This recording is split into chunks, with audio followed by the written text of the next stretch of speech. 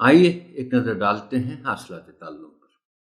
سبق کی تکمیل کے بعد طلبہ اس قابل ہو جائیں گے کہ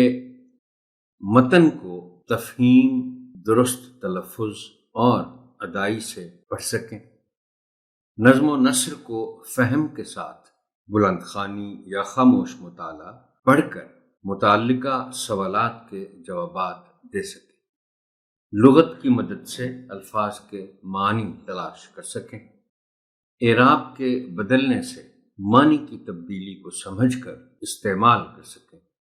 کسی عنوان پر 10 سے 15 جملوں پر مشتمل مضمون لکھ سکیں، اسکول کی لائبریری سے سیرت طیبہ کی کوئی کتاب لے کر اس کا مطالعہ کر سکیں،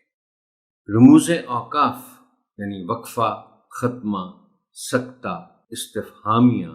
قوسین اور واوین کا درست استعمال کر سکیں، لکھتے وقت واقعات کی ترتیب کا خیال رکھ سکیں۔